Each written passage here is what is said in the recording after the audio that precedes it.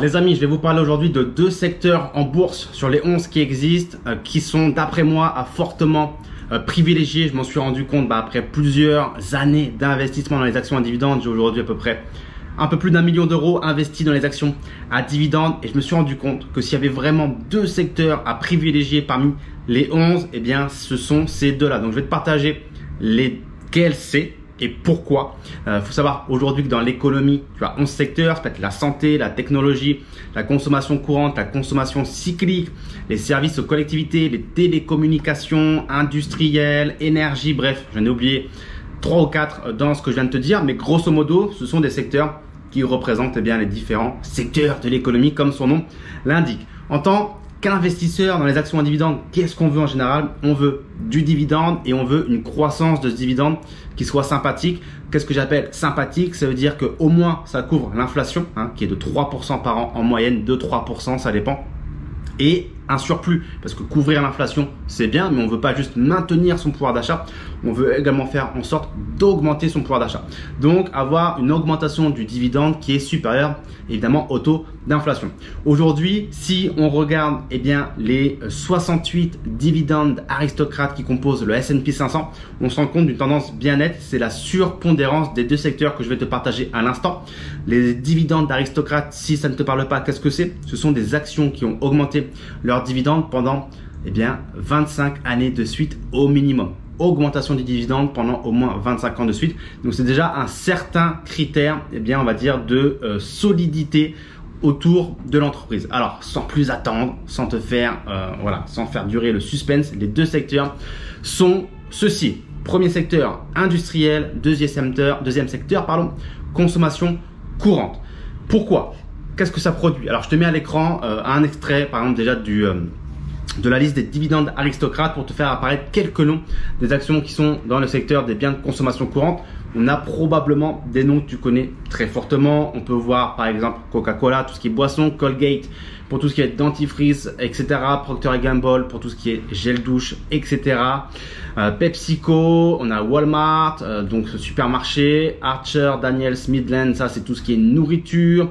Bref, on a pas mal de noms qui devraient a priori te parler. On a Hormel également qui est tout ce qui est nourriture.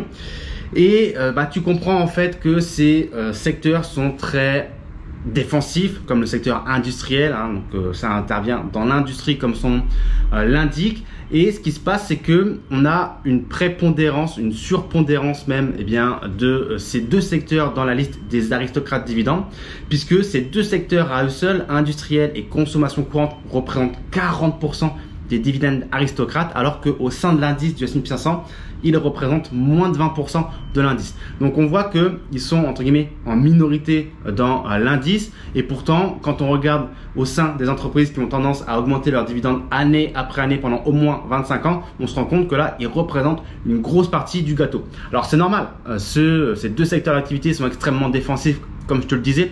Que l'économie se porte bien ou pas, a priori on aura besoin de toutes ces entreprises tout simplement, comme tu l'as vu, pour boire, manger, se laver, etc.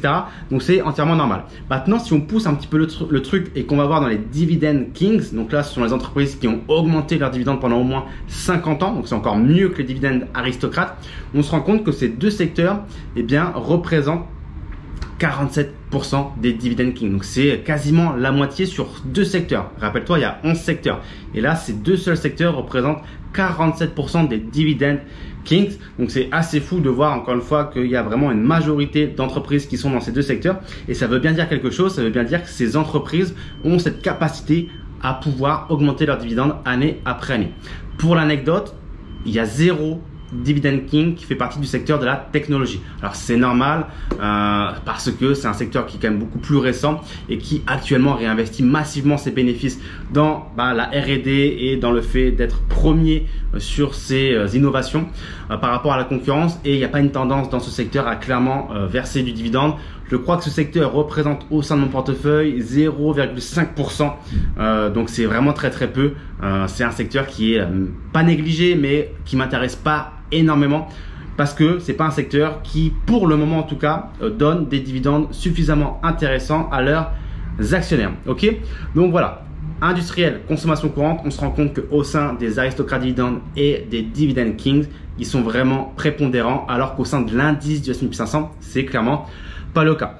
En fait, quand tu regardes un peu plus près, tu te rends compte que ces entreprises dans le secteur industriel et consommation courante sont remplies de business dits de la vieille économie. Tu sais, les business pas très sexy, un peu ennuyants, un peu chiants, voilà, dentifrice, savon, manger, boire, un coca. Aujourd'hui, les gens, ce qui les excite, c'est la technologie, c'est de se dire l'intelligence artificielle, c'est de se dire Apple, Nvidia, bref, de voir un petit peu de l'ébullition, voilà, de voir un petit peu des articles qui vont parler de tout ça, de la technologie, du potentiel de gain, etc., etc. Ça les fait rêver, ça les fait bander entre guillemets.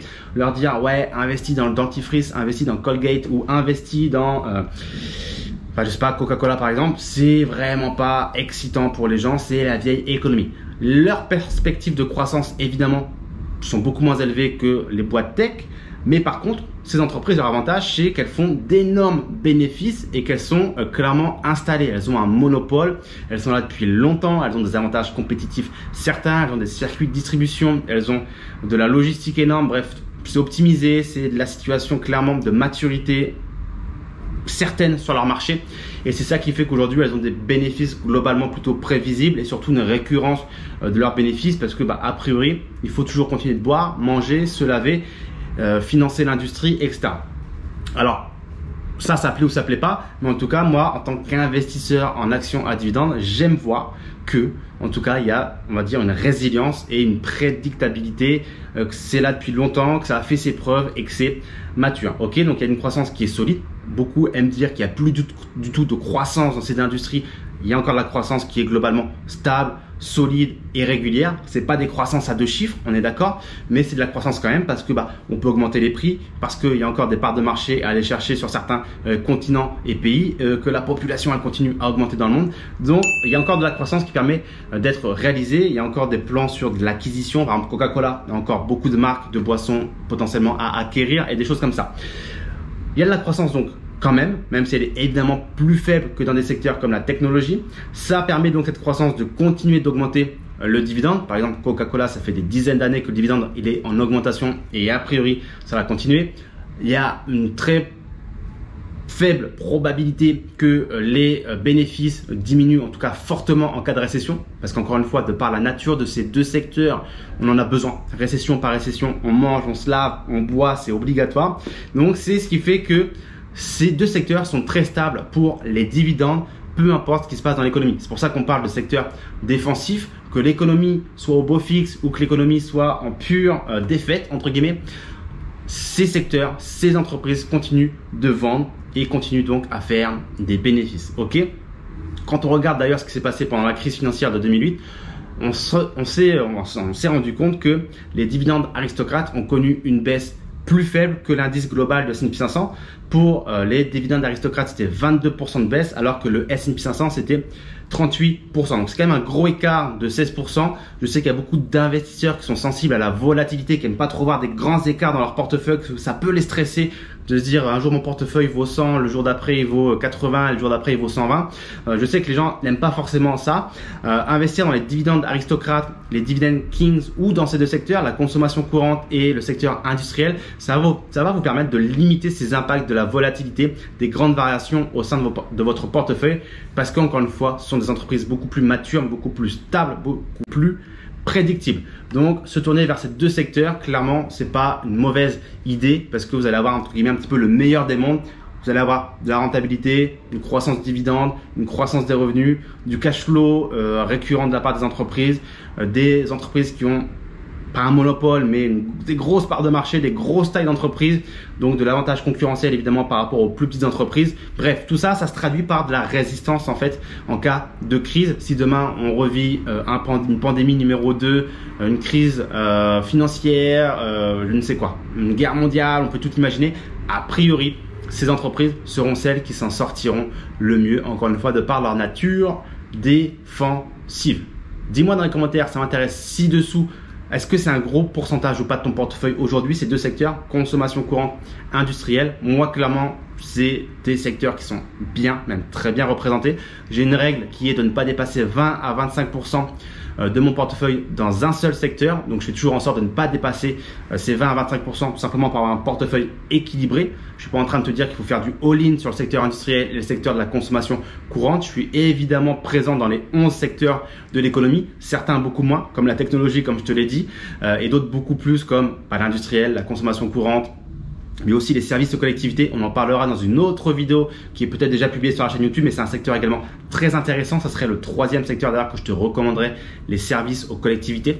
Mais ça, on garde ça pour une autre vidéo. Bref, dis-moi dans les commentaires ci-dessous combien ça représente dans ton portefeuille en termes de pourcentage ces deux secteurs cumulés. Et si tu souhaites commencer à investir, eh bien, dans les actions à dividendes, j'ai tout un tas de ressources dans la barre de la description. J'ai investi plus d'1 million d'euros dans les actions à dividendes. Donc, je pense pouvoir t'aider à mettre en place un portefeuille plutôt intéressant pour toi de ton côté. Je te dis à très très vite.